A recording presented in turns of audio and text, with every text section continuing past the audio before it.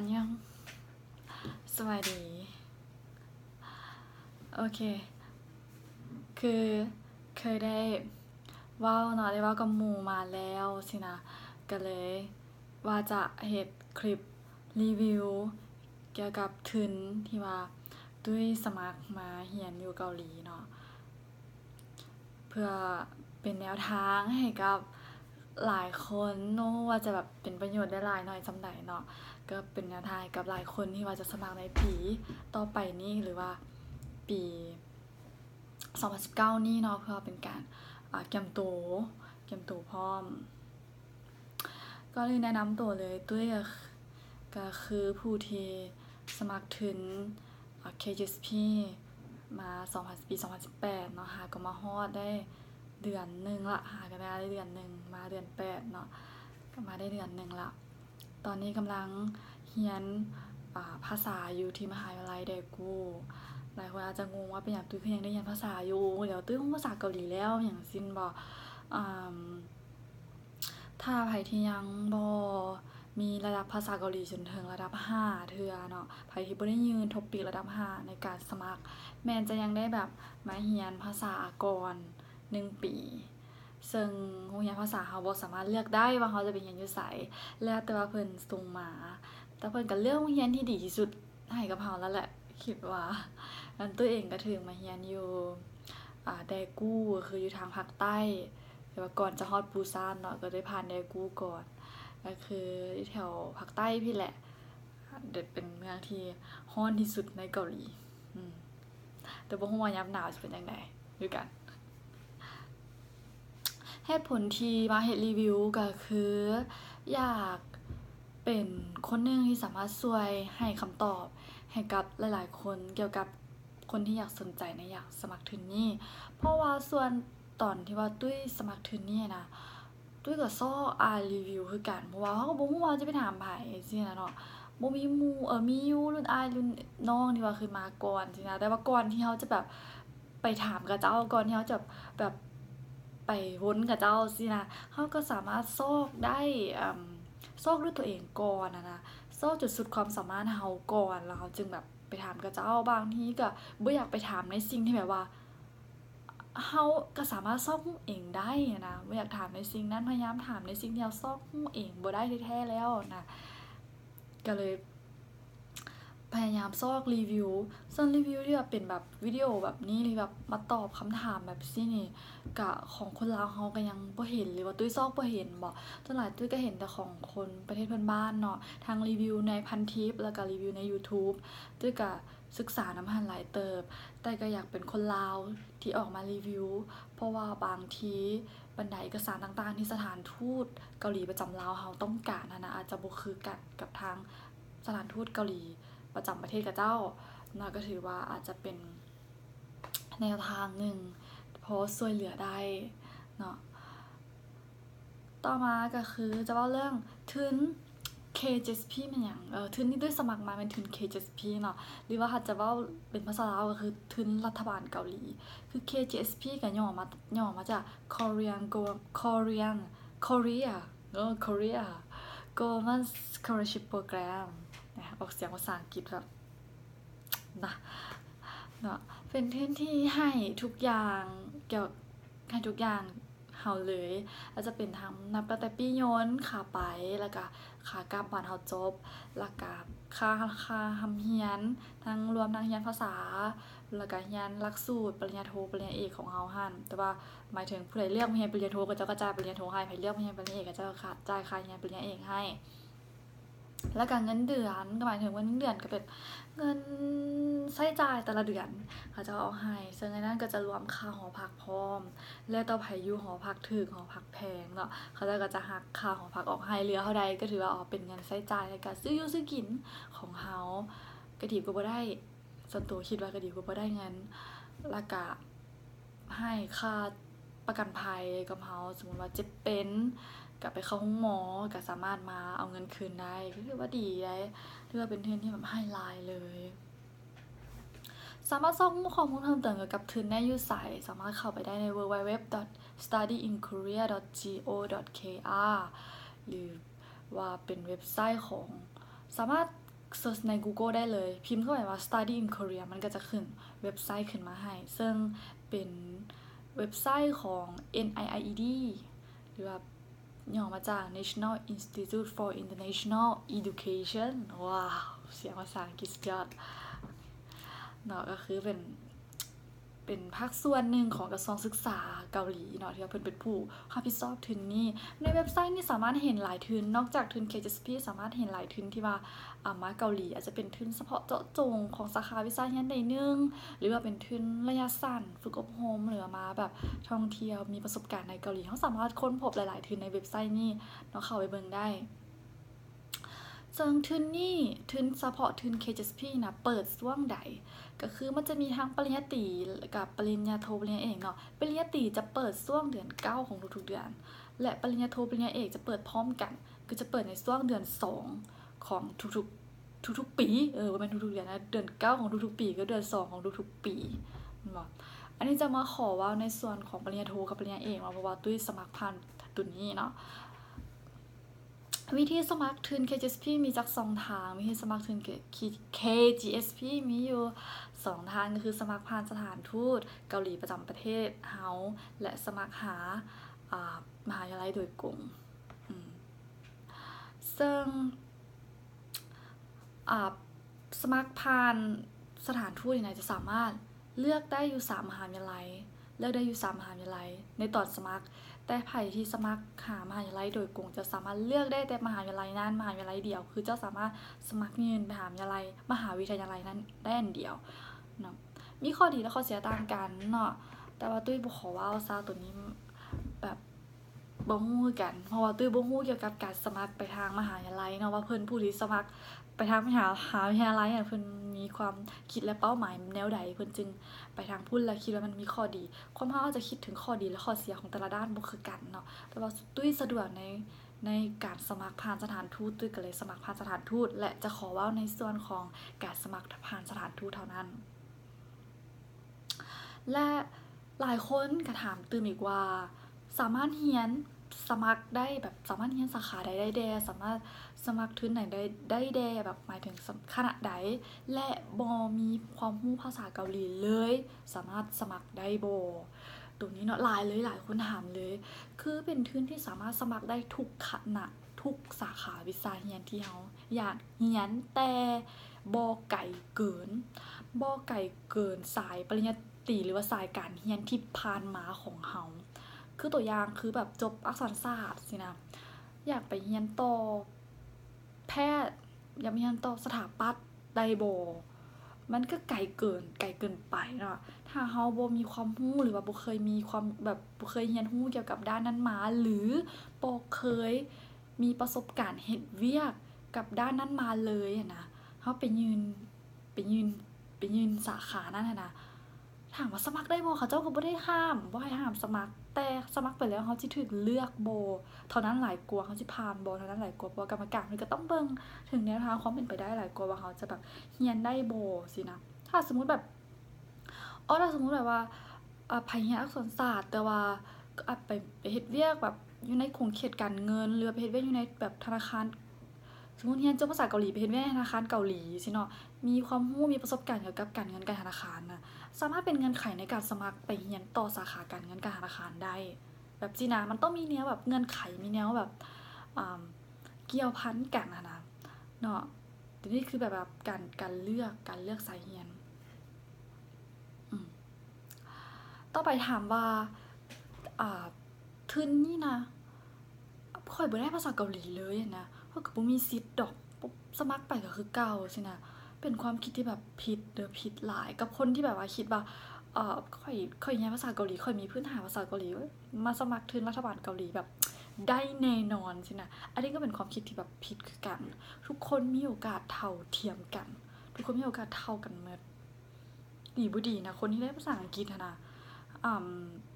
มีโอกาสหลายกว่าคนที่ได้ภาษาเกาหลีอีกคือโควต้าของแต่ละทุนมันจะโควต้าของแต่ละภาคมันบ่คือกันคือยังขอเว้าในส่วนของโควต้าของภาคส่วนที่สมัครผ่านสถานทูตแม่นบ่ภาคส่วนที่สมัครผ่านสถานทูตน่ะปีนี้เนาะเฉพาะปีนี้ก็คือมีอยู่6คนที่ได้ภาษาเกาหลีหรือว่าเรียนภาษาเกาหลีมานะ มีอยู่สองคนที่ได้คือตุ้ยและกับรุ่นน้องตุ้ยอีกคนหนึ่งมันบอกก็คือลองเบิ่งแม่2 ใน 6นะบ่ฮอดครึ่งซ้ำฉะนั้นเฮาอย่าไปมั่นใจได้ว่าผู้ใดที่มีพื้นฐานภาษาเกาหลีแล้วได้แน่นอนบ่แม่นและคนที่แบบว่าบ่มีพื้นฐานภาษาเกาหลีเลยนะสมัครก็บ่ได้ดอกนะก็บ่แม่นอีกได้มาหลายคนแล้ว ได้หลายกว่าคนที่ได้ภาษาเกาหลีอีกซะนะทุกคนมีโอกาสเท่ากันหมดเนาะมีสิทธิ์ลองสมัครได้ทุกคนเลยอืมต่อไปถามอีกคำถามหนึ่งที่แบบได้ยินแบบเลยได้ยินหลายเลยก็คือถามว่าเสียงยากบอเสียงแนวใดเสียงยากบอก็คือบ่ได้เสียงทุนนี้เป็นทุนที่บ่ได้เสียงบ่มีการเสียงบ่มีการมานั่งแบบเข้าห้องเสียงแบบเป็นข้อเขียนนะบ่มีแต่สัมภาษณ์ แต่ก็ก่อนที่จะฮ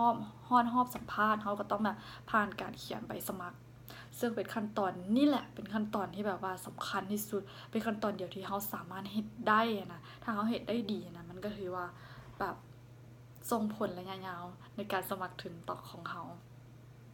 ฉะนั้นเขาต้องแบบเกี่ยมโตมาให้ดีที่สุดคือบ่มีการเซ็งแต่เป็นการพรีเซนต์ตัวเองการเสนอตัวเองให้กับกรรมการให้นะเห็นว่าเฮานี่เหมาะสมบอที่จะได้รับทุนนี้นะมีความเหมาะสมแล้วบอแบบเอาให้เจ้านี่แบบไปแล้วแบบผลที่ได้รับกลับคืนมานะมีผลประโยชน์ต่อส่วนรวมหลายกว่าผลประโยชน์ต่อส่วนตัวบางทีตัวนี้ก็ถือว่าเป็นจุดหนึ่งในความคิดตุ้ยซื้อได้เป็นจุดหนึ่งก็คิดว่ามันจะสวยได้ฉะนั้นมาว่าถึงเรื่องสิ่งที่แบบเฮาต้องเกี่ยมสิ่งที่เราต้องเกี่ยมในการสมัครทุนนี่เลยเนาะว่าถึงเรื่องฟอร์มสามารถดาวน์โหลดเอาได้อยู่ในเว็บไซต์เนาะเว็บไซต์ studyinkorea.go.kr ที่เราว่าไปแล้วเนาะก็คือทุกๆเดือน2มันจะเปิดแล้วเราก็เข้าไปเบิ่งในหันเพราะในหันมันก็จะมีให้ดาวน์โหลดฟอร์มสมัครดาวน์โหลดไกด์ไลน์ดาวน์โหลดข้อมูลของเรียนแล้วก็ดาวน์โหลดบรรดาคำถามหรือแบบ Q&A ที่ว่าหลายๆคนเคยส่งไปถามกับเจ้าก็จะรวบรวมเพื่อบ่ให้เป็นการแบบตอบซ้ำๆนะก็เข้าไปเบิ่งได้บางข้อสงสัยที่บ่มีในไกด์ไลน์บางคนก็เคยส่งไปถามกับเจ้าแล้วเขาเจ้าก็เคยตอบกับเจ้าแล้วสิเขาเจ้าก็รวบรวมบรรดาคำถามคำตอบให้เราเบิ่งพร้อมคือที่อยากให้พยายามอ่านเลยก็คือไกด์ไลน์คือข้อมูลของทุนทั้งหมดเลยอยู่ในหันข้อมูลทั้งหมดเลยเขาจะมาซอกภายแต่ในรีวิวบ่ได้เนาะคือต้องเสียเวลาอ่านไกด์ไลน์ถ้าไผค้านอ่านไกด์ไลน์แล้วก็คือแบบอย่ามาสมัครทุนเนาะต้องแบบดุมันในการอ่านไกด์ไลน์หน่อยนึงคือมันบอกอยู่ในหันหมดทุกอย่างเลยแต่ว่าที่ว่าอยากรีวิวก็คืออาจจะเว้าถึงเฉพาะในเรื่องเคล็ดลับบางอย่างซื่อๆเนาะไกด์ไลน์เราสามารถแบบไปเอาของปีกายมาอ่านก่อนก็ได้มาอ่านก่อนคร่าวๆก็ได้เราสามารถเข้าไปดาวน์โหลดย้อนหลังก็ได้หรือว่าทางเดือน2แล้วเขาจึงแบบมาแบบดาวน์โหลดมาอ่านแต่อยากแนะนำให้ไปอ่านตัวเก่าเนาะแล้วให้เขาแบบเกี่ยมพร้อมตั้งแต่เนิ่นๆดีกว่าเพื่อจะได้มีเวลาเกี่ยมพร้อมหลายจะได้แบบบ่ฟ้าวบ่ฟังเนาะจะได้แบบบ่ลืมนั่นลืมนี่นะอยากแนะนำให้เกี่ยมไว้ก่อนคือถ้าเขาฮู้ไว้แล้วว่ามันสมัครเดือน2สินะเราก็ควรแบบเกี่ยมไว้ตั้งแต่เดือน11เดือน12เดือน1ที่ไปก็ได้สินะจะได้แบบมีหลายอย่างที่เราต้องเก็บบัดฮอดตอนนั้นมาเราก็จะได้แบบชิลๆเพราะว่าบางทีเราก็บ่ได้มีเวลาหลายถ้าสมมุติเราเฮ็ดเวียกอยู่หรือว่าเราเรียนอยู่สินะเราก็บ่ได้มีเวลาเก็บตัวหลายแม่นบ่เราก็ต้องแบบเกี่ยมไว้แต่เนิ่นๆเนาะแนะนำไปเอา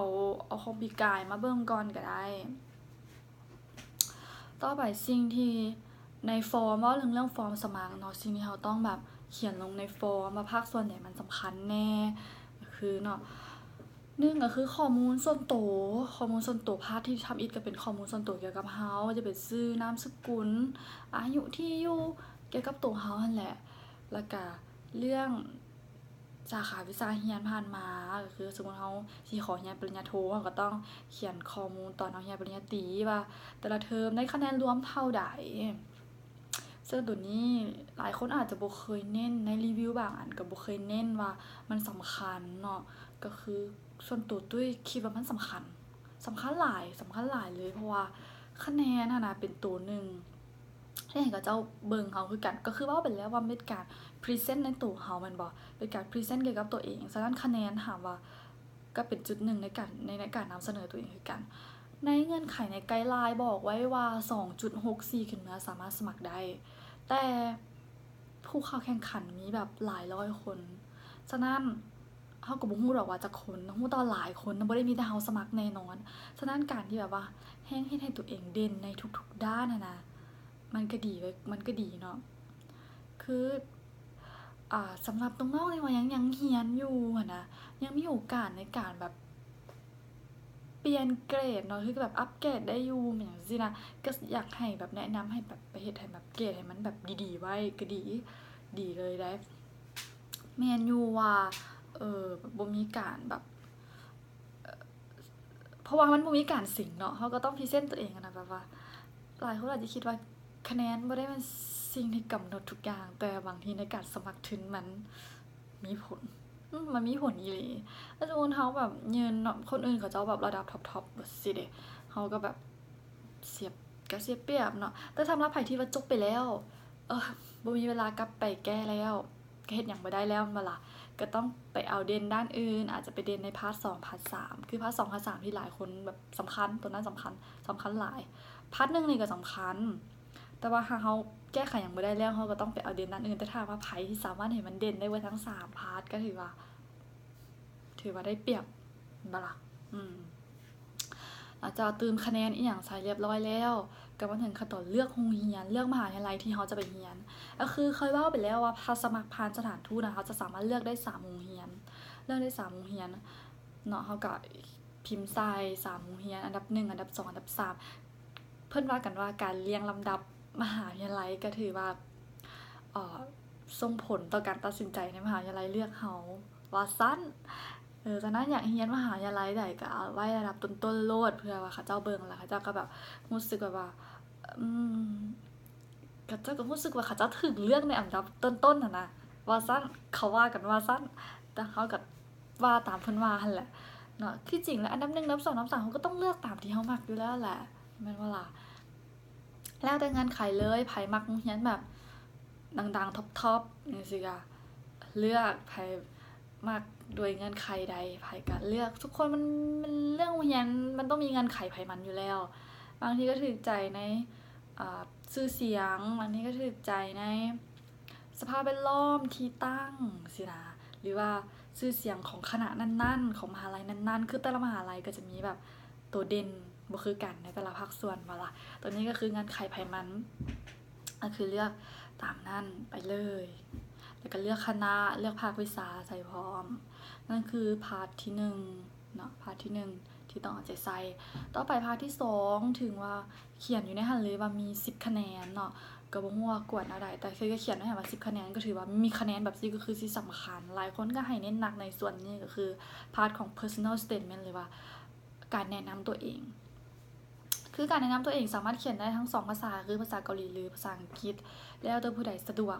ด้านใดแต่ถ้าไผอยากเอาใจกรรมการก็คือเขียนเป็นภาษาเกาหลีก็ดีเพราะว่ากรรมการเป็นคนเกาหลีแม่นบ่เขาเจ้าได้อ่านภาษาตัวเขาเจ้าเองเขาเจ้าก็คือสิอ่านเข้าใจง่ายกว่าแต่ถ้าว่าบ่สะดวกก็เขียนภาษาอังกฤษได้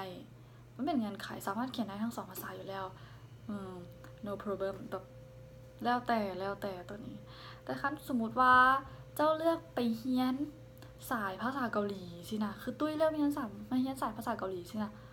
ก็ควรเขียนเป็นภาษาเกาหลีแม่นบ่ล่ะก็ควรแม่นบ่ล่ะก็ให้เขาเจ้าฮู้ว่าเราแบบมีพื้นฐานมาแล้วสินะเขาเจ้าก็จะเบิ่งนำหั้นนะแต่ถ้าไผบ่ได้มาเรียนภาษาเกาหลีก็บ่จำเป็นก็ได้เขียนเป็นภาษาอังกฤษก็ได้คันถนัดภาษาอังกฤษแต่คันมีความสามารถเขียนภาษาเกาหลีก็เขียนภาษาเกาหลีก็แฮ่งดีเช่นกันพาร์ทนี้ก็จะมีการเขียนมันก็จะมีแบบไกด์ไลน์เพื่อละไผเขียนขั้นตอนการเขียนก็มีเนาะคือเขียนบ่ให้เกินหน้านึงเขียนบ่ให้เกินหน้านึงในขนาดตัวอักษร11ว่ะบ่จื้อให้ไปเบิ่งคืนบ่แน่ใจเขียนเนาะคือเคล็ดลับมีเคล็ดลับบ่เคล็ดลับของตุ้ยแม่นตุ้ยเขียนแบบเขียนให้มันเป็นตัวเองที่สุดเขียนเป็นตัวเองเลยเกี่ยวกับการแนะนำตัวเองคือการพรีเซนต์ตัวเองให้กรรมการเลยตัวนี้แหละเป็นพาร์ทที่แบบตุ้ยคิดว่ามันสำคัญคือแบบการพรีเซนต์ให้กับเจ้าเห็นเลยนะตุ้ยเขียนเองเขียนเองบ่ได้ขอเบิ่งของไผอีกที่จริงเคยขอเบิ่งของรุ่นน้องแต่ว่าเพิ่นบ่ให้เบิ่ง เพิ่นว่าอาจารย์บ่ให้เบิ่งบอกเด้อใดแต่เฮาก็เข้าใจเฮาก็ว่าบ่มันเป็นสิทธิ์ของเขาเจ้าที่จะให้เฮาเบิ่งหรือบ่ให้เบิ่งอยู่แล้วแต่หลังจากตัวเองมาเขียนเองแล้วรู้สึกว่าสิไปขอเบิ่งของคนอื่นให้หยังมันเป็นการเขียนแนะนำตัวเองก็ต้องเขียนเองอยากให้กรรมการฮู้หยังเกี่ยวกับเฮาอยากให้กรรมการเห็นหยังในตัวเฮาก็เขียนซึ่งขั้นตอนไกด์ไลน์มันมีให้เฮาแล้วเขียนแนะนำอย่างจังได๋น่ะเขียนเป็นตัวเองขึ้นไปขึ้นมาแล้วแบบยังอยากหัวตัวเองเลยแบบไปขอเบิ่งของเขาเจ้าอีหยังวะจังซี่น่ะก็เลยแบบว่าเขียนนำมันแหละเนี่ยแล้วก็เขียนเนาะเคล็ดลับอีกอย่างหนึงก็คือเขียนแนวใดให้ได้ใจว่ะคือเขียนก็บ่จำเป็นต้องเขียนว่าตัวเองเก่งที่สุดแบบเก่งค่อยเก่งนั่นนี่มันพรีเซนต์ตัวเองเนาะบางคนเข้าใจพรีเซนต์ตัวเองว่าเขียนมาเลยเก่งนั่นเก่งนี่เก่งนี่เก่งนั่นจังซี่นะบ่จำเป็นนี่เราจะเขียนว่าเฮามีความรู้ด้านนั้นด้านนี้แล้วเฮายังขาดจุดใดขาดประสบการณ์จุดใดแล้วเฮาจึงอยากมาเรียนเพื่อมาให้มันตอบสนองจุดด้อยของเฮาแล้วถ้าสมมุติว่าเฮาเก่งด้านนี้ล่ะมันมีผลประโยชน์ต่อเฮาและต่อส่วนรวมแนวใดคือให้เขาเจ้าเห็นถึงประโยชน์ทั้งส่วนรวมนะคะทั้งตัวเฮาเองเนาะก็คือเขาจะเบิ่งตัวนั้นให้เขาเจ้าคิดว่าถ้าเขาเจ้าให้โอกาสกับเฮาไปแล้วเขาเจ้าได้หยังเดคือทุนนี้เป็นทุนของรัฐบาลฉะนั้นบางทีเฮาก็แบบเขียนให้รู้สึกว่ามีประโยชน์ต่อส่วนรวมหลายเดหน่อยนึงก็จะรู้สึกว่าได้ถือว่าดีนะคิดว่าเด้อก็บ่ควรเขียนให้แบบน้ำท่วมทงหลายก็คือเขียนให้แบบแต่ก็บ่ควรเขียนปกๆๆๆนะให้แบบรู้สึกว่าอ่านแล้วแบบบ่น่าเบื่อ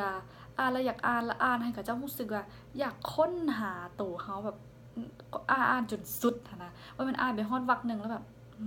อย่าละบ่อ่านต่อสินะพยายามเขียนก็คือกับการเขียนหัดแต่งตัวก็บ่ได้เก่งหัดแต่งแต่ว่าเราก็เข้าใจคนอ่านเวลาเฮาอ่านเรื่องอันใดอันหนึ่งคือกันพยายามอยากอ่านจนฮอดจบหั้นนะพยายามเขียนซะมันก็พยายามเขียนให้แบบ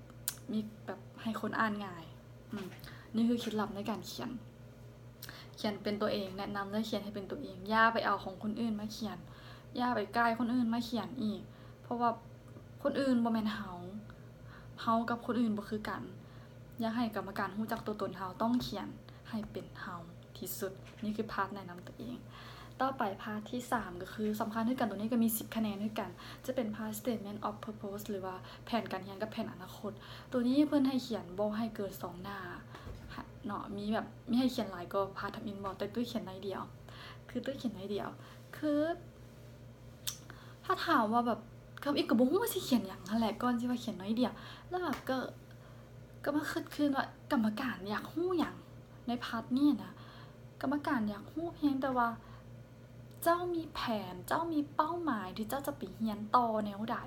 อยากเห็นถึงสิ่งที่มันเป็นรูปร่างเป็นแบบรูปธรรมเบิ่งแล้วแบบมีความเป็นไปได้สูงสินะบ่ต้องเขียนยาวบ่ต้องเขียนอลัมพบทหยังหลายเว้าเจาะจงไปเลยตุ้ยเขียนแบบเจาะจงเลยว่าข้อยอยากเรียนสิ่งนี้ย้อนว่าตัวนี้ย้อนว่าอันนี้ถ้าปรับเป็นจังซี่แล้วขั้นตอนในการเรียนข้อยอยากเริ่มเรียนจุดนี้ก่อนต่อมาข้อยจึงอยากเรียนจุดนี้แล้วก็อาจจะเสนอหัวข้อวิจัยหรือบทที่เราอยากเขียนพร้อมต่อให้เรามาแล้วเราอาจจะบ่เฮ็ดสิ่งที่เราบอกก็ได้แต่ว่าตอนที่เราเขียนนะเราเขียนแบบในความคิดเป้าหมายเราอะนะเราเสนอเป้าหมายให้เขาเจ้าเห็นว่าเบิ่งทรงแล้วแบบเป็นรูปเป็นร่างเนี่ยทรงแบบเป็นไปได้แท้สินะเขาต้องเบิ่งตรงนี้นะบ่แม่นว่าบ่ว่าไปเรียนเราก็ต้องมีเป้าหมายแล้วคนเราสิไปเรียนต่อมันก็ต้องมีเป้าหมายเป็นเรื่องธรรมดาแม่นบ่ล่ะบ่ว่าไผไปเรียนสิบ่มีเป้าหมายเลยฉะนั้นตรงนี้ก็ต้องถามตัวเองบ่ต้องถามคนอื่นบางทีถามอุ๊ยเขียนจังได๋วะแบบสินะเอาตัวเองสิเรียนหยังล่ะตัวเองอยากเรียนหยังล่ะตัวเองอยากเรียนแนวใดล่ะก็บอกเขาเจ้าบ่ต้องเขียนอลัมพบทยาวอีกเขียนไปเลยอยากเรียนอันนั้นอยากเรียนจังซั่นอยากเรียนแนวนั้นแบบสั้นไปเลยตุ้ยแบบสั้นตุ้ยเขียนแบบสั้นเท่านั้นอีหลีบ่ฮอด10แถวทำที่บอกแท้ตุ้ยเขียนแบบสั้นอีหลีต่อไปก็แม่นแผนอนาคตก็คือว่าคือการเจาะๆเลยว่าจบไปตอนนี้ข้อยเฮ็ดอันนี้อยู่ก็คือสำหรับตุ้ยเป็นพนักงานอยู่แล้วเนาะแต่ว่าตุ้ยเดี๋ยวข้อยเฮ็ดอันนี้อยู่ข้อยจบไปข้อยก็ต้องไปสานต่อข้อยหวังว่ามันจะมีผลประโยชน์ต่อองค์กรข้อยนั่นแหละตุ้ยเว้าไปและภายอนาคตข้อยอาจจะบ่สิ้นสุดเพียงนี้ก็เสนอไปให้เขาเจ้าเห็นว่าหลังจากเราเรียนไปแล้วเฮาสามารถนำไส้มันได้เฮามีเงื่อนไขนำไส้มันได้ให้เห็นเป็นรูปเป็นร่างรูปธรรมเท่านั้นบ่ต้องเขียนยาวพาร์ทนี้แบบหลายคนอาจจะเขียนยาวบ่เลยตุ้ยเขียนสั้นๆเขียนแบบเจาะจงกรรมการอ่านมาทั้งหมดต่อให้เขียนยาววันนี้กรรมการอ่านมาทั้งเขาเจ้าก็อยากสรุปเพียงแต่สั้นๆซะนะเขียนสั้นๆไปเลย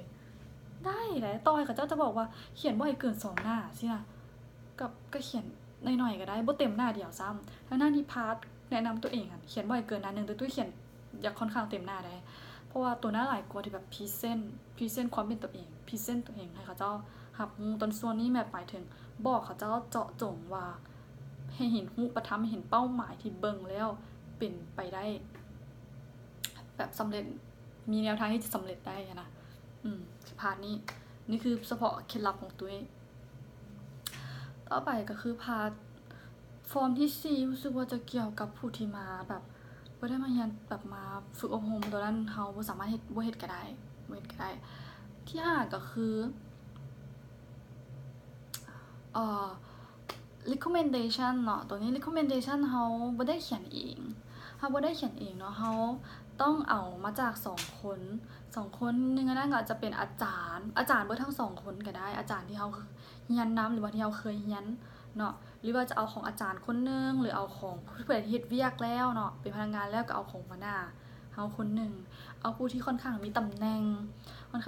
นาะจะได้แบบมี power หน่อยนึงค่อนข้างคนที่เขียนให้เฮาจะมี power หน่อยนึงตัวนี้ก็ค่อนข้างต้องได้ใช้เวลาได้เฮาต้องได้เข้าไปลมน้ำอาจารย์ให้อาจารย์เข้าใจแล้วอาจารย์สะดวกให้เฮาเขียนยามไหนบ่แม่นสิไปบังคับอาจารย์น้องสิส่งมื้ออื่นแล้วอาจารย์น้องเขียนให้น้องมื้อนี้ได้จังซี่นะแต่เฮาเฮ็ดแบบนั้นบ่ได้เฮาต้องแบบให้เวลาเพิ่นเฮาต้องไปลมนำเพิ่นบ่ฮู้ซ้ำเพิ่นสิเขียนให้เฮาบ่หั่นน่ะสมมุติเฮาเคยผิดระเบียบตลอดเพิ่นก็บ่อยากเขียนให้เฮาก็มีได้สมมุติซื่อ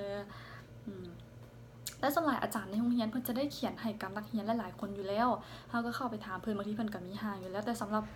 เอานำหัวหน้างานนี่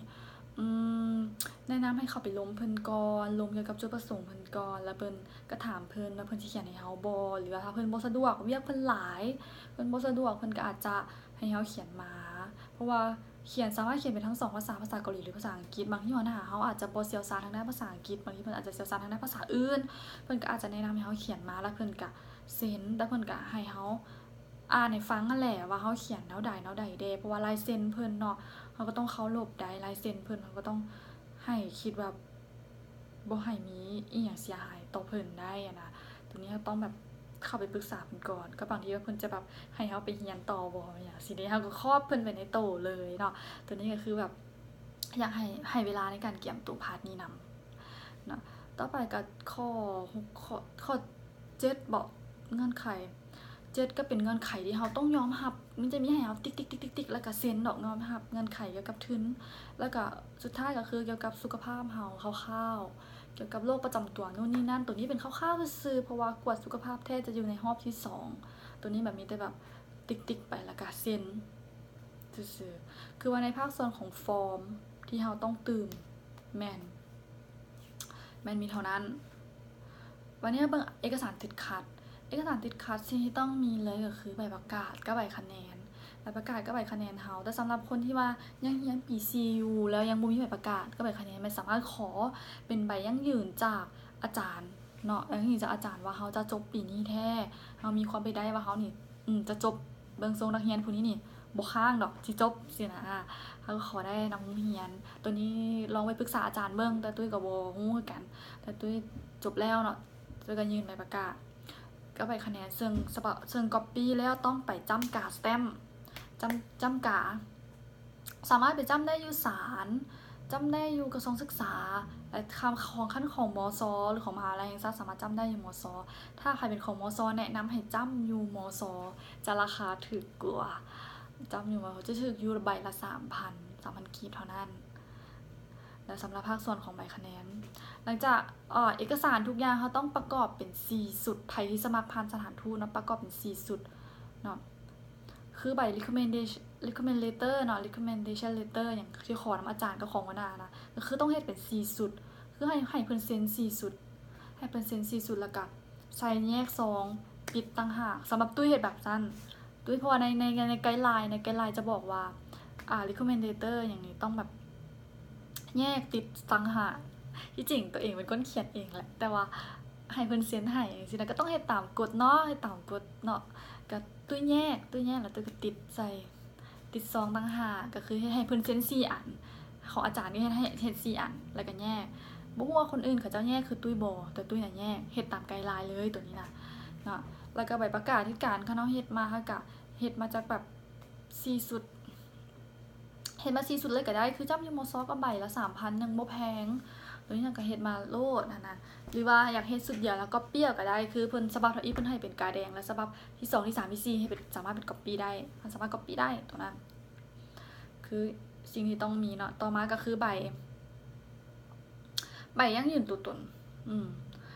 ใบยั่งยืนตัวตนก็คือคือตามเงื่อนไขเนาะเพิ่นจะบ่ให้เป็นคนเกาหลีหรือว่าพ่อแม่เป็นคนเกาหลีสิเนาะคือใบยั่งยืนตัวตนที่เราสามารถใช้ได้ก็คือจะมีใบแจ้งเกิดสมโนครัวกับ copy passport เนาะแล้วบัดนี้ต้องโทรไปถามสถานทูตเพราะเขาต้องยืนถือในสถานทูตบ่ต้องถามว่าเขาเจ้าใช้อีหยังแน่เขาเจ้าใช้หยังแน่เฮาก็ต้องเอาตามเพิ่นบอกคือตุ้ยโทรไปแล้วเพิ่นบอกว่าเพิ่นใช้หมดว่าซั่นเด้ใช้หมดใช้หมดก็เอาหมดใช้หมดก็เอาให้เพิ่นหมดแม่นบ่ล่ะตัวนี้ค่อนข้างมีค่าใช้จ่ายเนาะเพราะว่าใบแจ้งเกิดกับสมโนครัวเขาต้องไปแปลเป็นภาษาอังกฤษบ่แล้วต้องไปจ้ำกาอยู่ศาลคือจ้ำกาอยู่ศาลก็จะมีค่าใช้จ่ายประมาณ 200,000 บ่ได้ 200,000 ปลายเพราะถ้าชื่อบ่ผิดเด้อ 200,000 ปลายก็ค่อนข้างว่ามีค่าใช้จ่ายค่อนข้างสูงเนาะในการสมัครทุนพวกเขาบ่ฮู้ว่าสิได้หรือบ่ได้เดี๋ยวนี้คือเป็นหนึ่งในการลงทุนได้นี่นะเนาะฉะนั้นลงทุนไปแล้วไผก็ต้องหวังว่าจะต้องได้บ่ล่ะถ้าจะก๊อปมาแล้วเฮาก็มาก๊อปปี้ให้เป็น4สุดตัวนี้เนาะก็คือสุด1เอาของแท้อีก3สุดก็ก๊อปปี้ไว้ก๊อปปี้ให้เป็นฉบับก๊อปปี้ไว้อันนี้ก็เอาไว้ยื่นเพิ่นต่อไปเนาะเรื่องเอกสารที่มีก็ได้บ่มีมีก็ดีบ่มีก็ได้ถ้ามีมันจะดีกว่าก็คือเป็นบรรดาใบรางวัลหรือใบที่เราเคยได้รับรางวัลนู่นนี่นั่นน่ะนะถ้าเรามีก็รู้สึกว่าเพิ่มระดับเพิ่มเลเวลให้เราบ่ตื้อๆก็บ่มีต่อไปก็คือหนังสือตีพิมพ์หรือว่าเราเคยแบบเขียนบทเรือที่เขียนปึ้มบ่เรือสิ่งไหนที่มันเป็นเคยตีพิมพ์ออกตีพิมพ์มาแล้วแบบเป็นทางการใช่นะอันนี้ก็อาจจะเห็นถึงความสามารถในการเขียนบทของเขาในการทำเรียนในการเรียนรู้เขาบอกตัวนึงบอกตัวนั้นต่อไปก็คือใบระดับภาษาตัวนี้ก็มีก็ดีได้มีก็ดีได้นี่นะแนะนำให้มีแต่บ่มีก็ได้ตุ้ยก็บ่มีแต่ก็เฮ็ดให้ตัวเองนี่หวั่นใจหลายเติบแล้วก็เฮ็ดให้ตัวเองคิดในใจว่าควรมีอะนะแต่ตัวเองก็บ่มีแต่ก็โชคดีที่ผ่านมาได้แต่ถ้าจะอยากแนะนำคนรุ่นต่อไปก็คืออยากให้มีเนาะบ่เป็นภาษาเกาหลีก็เป็นภาษาอังกฤษก็ได้ระดับภาษาอังกฤษก็ได้หรือระดับภาษาเกาหลีก็ดีเนาะตอนนี้อยากให้มีถ้าใครมีโอกาสมีความรู้ด้านภาษาเกาหลีก็แนะนำให้ไปเสียงมาก่อนก็ดีนี่คือบรรดาเอกสารติดขัดเนาะบรรดาเอกสารติดขัดบางอันก็คือต้องมีแล้วบางอันก็คือมีก็ดีบ่มีก็ได้ฉะนั้นหรือว่าอาจจะขาดตกบกพร่องในส่วนไหนก็คือไปอ่านในไกด์ไลน์บอกไว้เด้อว่าเอกสารตัวใดควรมีเอกสารตัวใดบ่มีก็ได้อย่างนี้นะอันตืมหลังจากนั้นเฮาคิดว่าเฮาแบบเตรียมพร้อมดีแล้วทุกอย่างเตรียมพร้อมมาดีแล้วมั่นใจแล้วก็ฮอดมื้อต้องโทรถามสถานทูตว่าเดดไลน์มื้อใดมื้อใดมันเปิดสมัครคือในเว็บไซต์มันจะบ่บอกได้ว่าเดดไลน์มื้อใดเนาะคือไผที่สมัครทางสถานทูตก็ต้องติดต่อหาสถานทูตเกาหลีประจำประเทศเฮาว่าเดดไลน์มันมื้อใดหามื้อใดถ้าไผสมัครผ่านโรงเรียนก็คือต้องเข้าไปเบิ่งในเว็บไซต์ของโรงเรียนว่าเปิดรับสมัครมื้อใดหามื้อใดคือเดดไลน์มันจะบ่เท่ากันตัวนี้คือต้องติดตามต้องมันโทรตุ้ยก็มันโทรไปหาสถานทูตด้วยกันตุ้ยก็มันโทรไปบ่เข้าใจหยังก็โทรไปถามเพิ่นก็พร้อมที่จะตอบเฮาเสมอหลังจากคือว่าฮู้มีเดดไลน์หยังแล้วเฮาเตรียมพร้อมเอกสารครบแล้วเฮาก็ส่งหลังจากส่งเอกสารหลุดมือเข้าไปแล้วเฮาเฮ็ดหยังบ่ได้แล้วนอกจากรอท่าอย่างเดียวเนาะรอท่าต้องฝึกซ้อมการรอท่าไผที่สมัครเทื่อนี้ต้องฝึกซ้อมสกิลการรอท่าให้ดีที่สุดรอท่าให้เพิ่นโทรมาว่าเฮาผ่านรอบสัมภาษณ์คือเพิ่นก็ต้องให้เวลาเพิ่นกวดเอกสารเฮาเนาะหลังจากนั้นเฮาก็ถ้าได้รับการติดต่อมาก็ดีใจก็รอท่าแหละมื้อนึงเพิ่นก็ติดต่อมาบ่ฮู้ว่าถ้าเพิ่นบ่ฮู้ว่าถ้าบ่ผ่านนะว่าเพิ่นก็ติดต่อบ่นะตุ้ยก็บ่ฮู้เนาะแต่ว่าของตุ้ยผ่านเดทเพิ่นก็ติดต่อมาให้ไปสัมภาษณ์โอ้ดีใจแฮงมื้อนั้นตอนมื้อสัมภาษณ์แล้วก็เตรียมตัวสิ่งที่ต้องเตรียมตัวในรอบสัมภาษณ์ก็คือแนะนำตัวเองเนาะคือหลักๆเลยก็คือแนะนำตัวเอง เข้าไปก็เพิ่นจะให้เฮาแนะนำตัวเองเกี่ยวกับเฮาเองสั้นๆประมาณ1นาที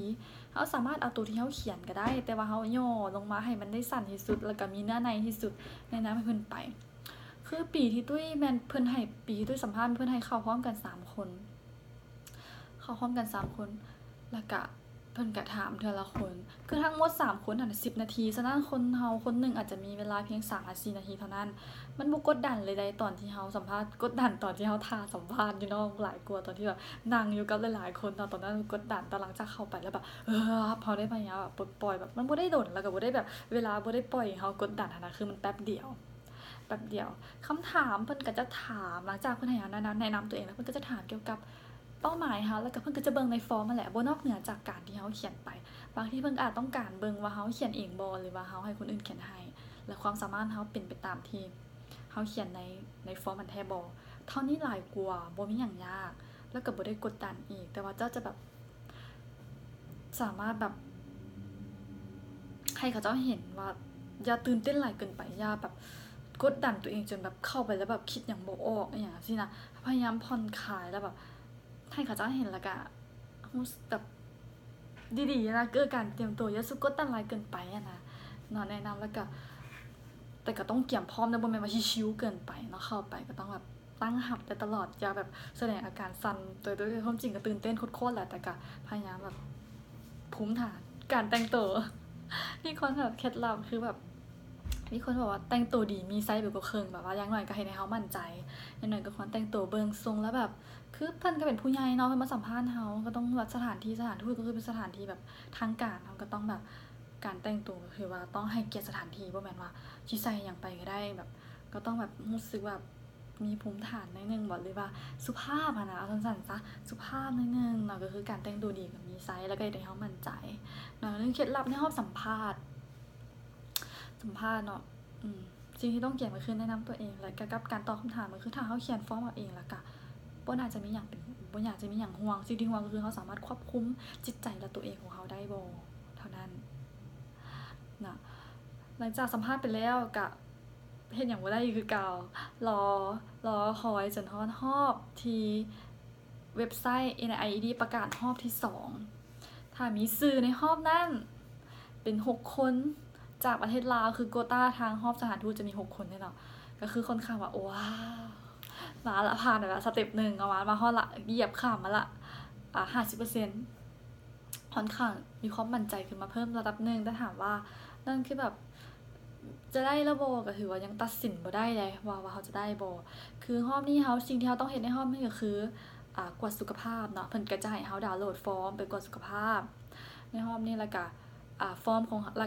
งเฮาเนาะที่ว่าเฮาส่งไปแล้วนะจะถูกส่งไป3โรงเรียนที่เฮาเลือกหั่นตัวนี้แหละบีบหัวใจแฮงๆเลยก็คือถ้าเฮาต้องได้รับเลือกจาก1ใน3โรงเรียนอย่างน้อย1ใน3โรงเรียนคล้ายๆ The Voice ใครเคยเบิ่ง The Voice จะรู้เนาะคือแบบต้องได้รับเลือกจาก1โรงเรียนแต่ถ้าถูกเลือกว่า3โรงเรียนก็ดีเฮาจะได้เลือกคืนว่านั้นน่ะถ้าใครถูกเลือกไกล1โรงเรียนก็จะได้เลือกเอาโรงเรียนเดียวโรงเรียนสุดท้ายเท่านั้นเป็นตัวเลือกสุดท้ายคล้ายๆ The Voice แต่ก่อนหน้านั้นสิ่งที่เราต้องเฮ็ดก็คือกวดสุขภาพก็คือต้องเอาฟอร์มที่เราดาวน์โหลดนะไปกวดอยู่ห้องหมอที่แบบสามารถเขียนนะคะเป็นภาษาอังกฤษได้อาจจะเป็นตึกสากลเนาะว่าจะเป็นอยู่มโหสถหรือว่าอยู่เศรษฐาอยู่มโหสถหรืออยู่เศรษฐาแต่ตัวนี้ก็มีค่าใช้จ่ายเนาะค่าใช้จ่ายอยู่ประมาณ 200,000 ปลายตอนตุ้ยกดอยู่มโหสถเนาะ 200,000 ปลายแล้วห้องแฮมอยู่ห้องแฮมซั่นเด้อโอ้ยห้องหมอเนาะห้องหมอรัฐของลาวเฮาจะกวดสารเสพติดบ่ได้ครบมันจะกวดให้แต่แอมเฟตามีนหรือว่า MA เท่านั้นเนาะเฮาอยากกวดสารอื่นพร้อมเฮาต้องได้ไปกวดอยู่ห้องหมอเอกชนหรือว่าเป็นตามที่ฮู้แม่นได้ไปกวดอยู่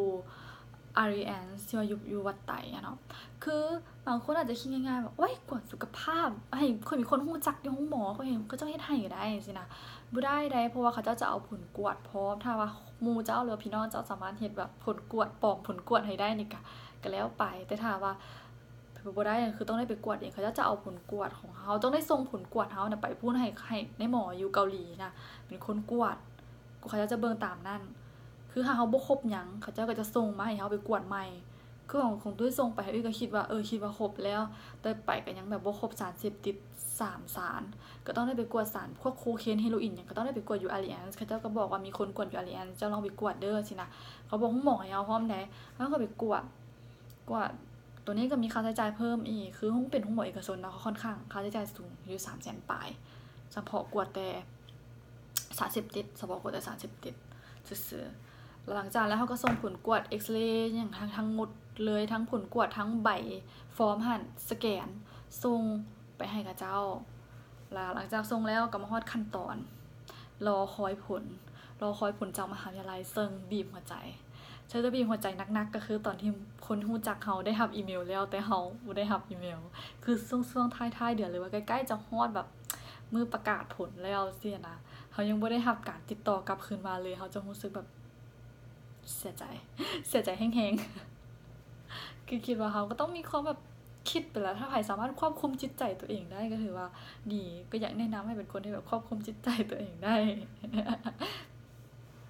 หลายคนหรือว่าตัวเองก็มีความคิดแต่เคยก็มีความคิดหลังจากผ่านมาแล้วก็มีความคิดว่าถ้าไผที่แบบว่าผ่านรอบที่2มาได้แล้วค่อนข้างว่าจะถูกเลือกแต่ก็บ่ให้มั่นใจ100%เนาะเพราะว่าก็มีคนที่บ่ถูกเลือกเลยตกรอบก็มีคือกันเออเห็นหมู่คนศรีลังกาเนาะเราส่งมาเล่นนำเราก็ว่ารุ่นน้องเราบ่ผ่านย้อนว่าถามเราว่าเป็นหยังบ่ผ่านเบิดทั้ง3โรงเรียนเลยว่ะแล้วว่าบ่ผ่านเพราะว่าเราเลือกสายเรียนที่มันไกลเกินหั้นนะคือเราก็จบอักษรคือกันรุ่นน้องเราก็จบอักษรเนาะแต่ไปขอเรียนเกี่ยวกับจิตวิทยาสินะมันก็ไกลเกินไปหั้นนะมันก็บ่ผ่านโรงเรียนใดก็บ่รับเราบ่คณะนั้นน่ะคณะนำของโรงเรียนใดก็บ่รับเราฉะนั้นการเลือกคณะก็ถือว่าสำคัญเด้อแม่นอยู่ว่าเทอมนี้สามารถเรียนได้ทุกคณะทุกวิชาแต่บ่บ่ไกลเกินเด้อก็บ่ควรไกลเกินสิ่งที่เราเรียนหรือประสบการณ์ที่เรามีเนาะ มันก็ส่งผลแต่ถ้าว่าเราบ่เลือกอีหยังที่มันโดดไกลปานนั้นก็ค่อนข้างว่าจะผ่านหมด3โรงเรียนซึ่งตุ้ยอย่างที่เกิดตุ้ยก็ยังบ่ผ่านคือกันซึ่งตุ้ยได้รับอีเมลมื้อสุดท้ายเลยเออในช่วงเวลาขั้นตอนที่เรารอผลนะบางโรงเรียนก็จะโทรมาสัมภาษณ์เราตุ้ยมีโรงเรียนนึงโทรมาสัมภาษณ์โทรมาเลยแหละโทรกลิ้งๆๆโทรมาเลยแต่เขาเจ้าก็โทรมาบอกว่าอีก30นาทีเด้อเขาจะโทรมาอีกบัดนึงอย่างนั้นให้เตรียมรับโทรศัพท์เด้ออย่างนั้นนะเราก็ต้องแบบเตรียมตัวเตรียมรับโทรศัพท์เตรียมตอบคำถามต้องอยู่ในบอลที่สามารถพร้อมที่จะตอบคำถามมีสมาธิแล้วก็อยู่ในบอนที่แบบค่อนข้างมีสัญญาณอย่างสินะเราก็ต้องพยายามเกี่ยมตัวเองเพราะเขาจะโทรมานัดทางห้องหนึ่งแล้วสินะโทรมากับพยายามตอบกับคล้ายๆคือสถานทูตแถมเขาเจ้าบ่ได้เห็นหน้าเขาเนาะเราสามารถเกี่ยมอีหยังเขียนอย่างไว้ก่อนก็ได้เกี่ยมหรือว่าท่องอีหยังไว้ก่อนแนะนำตัวเองแล้วก็เกี่ยมไว้เทื่อเขาเจ้าให้เราแนะนำแต่ของตุ้ยเขาเจ้าก็บ่ได้ให้ตุ้ยแนะนำอีหยังดอกคือโทรมาเล่นน้ำหลายกลัวเพราะว่าตุ้ยไปขอเรียนต่อในด้านภาษาเกาหลีแล้วตุ้ยบ่มีคะแนนภาษาเกาหลีไปยื่นเนาะคิดว่าเขาเจ้าอาจจะอยากโทรมาเพื่อแบบมากวดกาเบิ่งว่าเฮานี่มีพื้นฐานบ่เป็นไปได้บ่ที่จะไปเรียนต่อได้สลายตัวนี้หลายกลัวและซึ่งมื้อสุดท้ายวินาทีสุดท้ายตุ้ยก็ถึงเลือกมาหมดทั้ง3โรงเรียนเลือกมา3โรงเรียนสิ่งหนึ่งที่อยากให้เราเกี่ยมใจถ้าเรายังบ่ได้รับอีเมลจากโรงเรียนว่าเราบ่ถูกเลือกนะเราถูกเลือกหรือบ่ถูกเลือกก็จะได้รับอีเมลฉะนั้นตอนนี้ตุ้ยก็เข้าใจผิดว่าบ่ได้รับอีเมลหยังเลยนะคือสิบ่ได้แหละนะแต่หมู่ตุ้ยก็บอกว่าบ่ถ้าบ่ได้รับเจ้าก็จะต้องได้รับอีเมลปฏิเสธสินะทุกคนจะได้รับอีเมลหมดว่าจะปฏิเสธหรือจะผ่านซึ่งถ้าไผยังบ่ได้รับอีเมลหยังก็คือให้แบบเฮ็ดใจดีๆไว้ก่อนบางยังมีรุ่นอยู่เสมอเนาะแต่ว่าตุ้ยก็ได้มื้อสุดท้ายวินาทีสุดท้ายก็ถือว่าได้เบิดทั้ง3โรงเรียนก็แบบดีใจดีใจเข้าใจเลยเข้าใจทุกคนที่อยู่ในช่วงรอคอยแล้วก็เข้าใจทุกคนที่อยู่ในช่วงที่แบบว่ารอคอยแล้วแบบสิ้นสุดแล้วมันสำเร็จเนาะหลังจากนั้นก็คือถ้าเราได้รับซั่นแล้วเนาะรับแล้วเราก็ส่งตัวเลือกสุดท้ายไปให้ NIED เนาะส่งว่าข้อยจะเรียนโรงเรียนนี้สินะสาขานี้สินะคือถ้าเราเลือกเบิด3โรงเรียนเราสามารถเลือกได้เอาสุดโรงเรียนนึงแบบคล้ายๆ The Voice นะว่าละคือ The Voice ก็ส่งมาให้ NIED แล้วก็รอท่ามื้อเขาจะเอาประกาศผลอย่างเป็นทางการในเว็บไซต์มีชื่อเราพร้อมอย่างสินะแบบทุกอย่างตอนนั้นก็คือตอนนั้นก็เขาก็จะฮู้เลยว่าเราได้รับทุน 100% อย่างเป็นทางการและฮู้พร้อมว่าเราจะถูกไปเรียน ภาษาอยู่โรงเรียนใดคือโรงเรียนภาษานี่เฮาเลือกบ่ได้เฮาบ่ฮู้ว่าจะถูกส่งไปเรียนไสส่วนหลายได้ยินเพิ่นว่าคันผู้ใดเลือกเรียนอยู่ในโซลจะถูกส่งไปเรียนภาษาอยู่ต่างแขวงผู้ใดเลือกเรียนอยู่ต่างแขวงจะถูกส่งไปเรียนภาษาอยู่ในโซลว่าซั่นบ่ฮู้ว่าเป็นบ่ฮู้ว่าแม่นแท้บ่นะแต่ว่าตุ้ยเรียนในโซลก็ถูกส่งมาเรียนอยู่แดกูถูกส่งมาเรียนอยู่แดกูพี่อยู่บอนที่แบบเงียบสงัดคือเมืองไดกูน่ะในเมืองไดกูก็เป็นเมืองใหญ่แต่ว่ามหาวิทยาลัยไดกูจะอยู่แบบนอกเมืองออกมาอีกก็เลยแบบอยู่ในบอนที่แบบเงียบสงัดแต่ก็ถือว่าเฮ็ดให้เฮาได้เห็นหลายๆบอนหลายๆมุมมองบ่แม่นว่าเฮาไปเรียนอยู่โซลเฮาจะได้เห็นแต่โซลเนาะเฮาก็ต้องแบบเพิ่นก็อยากให้เฮามีประสบการณ์ในเกาหลีหลายๆบอนหลายๆที่ซึ่งปีที่เฮาเรียนภาษานี่แหละเป็นปีที่ว่ายังชิลอยู่อาจจะสำหรับตุ้ยที่ว่ามีพื้นฐานมาก่อนเนาะตุ้ยก็ค่อนข้างชิลก็จึงว่าเห็นแบบคนอาจจะเห็นใน Facebook ว่าเลาะดีแท้ซี่นะกำลังตื่นเต้นช่วงนี้แบบตารางเรียนยังแบบบ่แน่นเนาะก็ยังสามารถไปได้อยู่เพราะว่าก็ต้องหีบเก็บเกี่ยวตอนนี้แหละหีบเก็บเกี่ยวตอนนี้แหละเพราะว่าเป้าหมายในการมาเรียนเฮาก็บ่ได้เพียงแต่อยากมาเรียนรู้ในตำราเนาะเฮาอยากมาหาประสบการณ์ในต่างแดนอยากเห็นหลายๆสิ่งหลายๆอย่างที่เฮาเคยเรียนแต่ในปึ้มเห็นแต่ในรูปสินะจักเขาตัวบ่จักเขาเว้าแท้บ่เฮาก็บ่รู้ล่ะตอนนี้แล้วเป็นโอกาสเดียวที่ว่าเฮาได้มันมาเฮาคว้ามาได้เฮาก็ต้องแบบใช้ให้มันเต็มที่แต่ว่าอย่าเกินโตอย่าเกินความสามารถก็พอเฮาต้องรู้ว่าเฮาเฮ็ดได้ส่ำใดเราต้องรู้ว่าเฮาเฮ็ดได้ส่ำใดเฮาสิอยู่รอดได้ส่ำใดหรือแบบอย่าเสี่ยงเกินไปบางอย่างตัวเองก็รู้สึกว่าตัวเองเสี่ยงเฮ็ดในสิ่งที่เสี่ยงเกินไปคือเนาะบางทีก็รู้สึกแต่ก็ยังบอกตัวเองว่าคุ้มบ่กับแลกมาบางอย่างก็มันบ่มีปัญหาหยังเกิดขึ้นก็ถือว่าโอเคแต่ถ้ามันมีปัญหาเกิดขึ้นก็ต้องยอมรับผลที่ตามมาแต่พยายามจะบ่เฮ็ดหยังที่มันเสี่ยงแบบนั้นอีกแล้วเนาะบ่มีหยังปลอดเฮาเบิ่งอาจจะเฮาสิ่งในเกาหลีที่เฮาภาพลักษณ์ imagine ที่เฮาเคยเห็นนะนำนิยายนำเรื่องราวนำรีวิวนำละครบางทีมันบ่ได้เป็นแบบซั้นโลกความจริงของเกาหลีหลายคนคิดกับความเป็นจริงบ่คือกันฉะนั้นหลังจากที่ไผที่บ่เคยมาอยู่เกาหลีหรือว่าเคยเรียนรู้ชีวิตแท้ๆในเกาหลีแล้วจะรู้ว่าเกาหลีดีๆหรือว่าเกาหลีคือในนิยายคือในละครน่ะมีแต่ในนิยายกับในละครถามว่าคนหล่อโอปป้าหล่อมีบ่ก็มีความหล่อของแต่ละคนเบิ่งบ่คือกันแม่นบ่ล่ะแต่สำหรับตุ้ยบางทีก็รู้สึกว่ายังซอกไอ้ที่แบบเห็นในโทรทัศน์หั่นน่ะบ่เห็นเทื่อว่าซั่นซะอันที่แบบเห็นหล่อๆในโทรทัศน์ยังบ่เห็นเทื่อสำหรับตุ้ยแต่สำหรับคนอื่นบางคนย่างๆกายนี่เขาหล่อแล้วก็มีคนเฮาเบิ่งบ่คือกันแล้วก็บางทีคนหล่อกับนิสัยอาจจะบ่ได้ดีเสมอไปแล้วคนดีก็อาจจะบ่ได้หล่อเสมอไปว่าไปละโอเคยาวละข้อนี้นะถือว่ายาวละถือว่าค่อนข้างละเอียดละหรือว่าลืมขั้นตอนใดหรือว่าไผมาฟังแล้วรู้สึกว่าโอ๊ยมันยังบ่ครบเด้อจังซี่ก็สามารถส่งมาหลังไมค์ได้หรือว่าส่งมาเนาะถามเพิ่มเติมได้เพราะบางทีตอนนี้ก็คิดบ่ออกว่าเว้าหยังไปได้แล้วซี้นะหรือว่าลืมหรือฟังตัวใดบ่เข้าใจเว้าไว้เว้าสับสนโพดก็สามารถถามเติมได้แต่การส่งมาถามก็อยากให้คิดไล่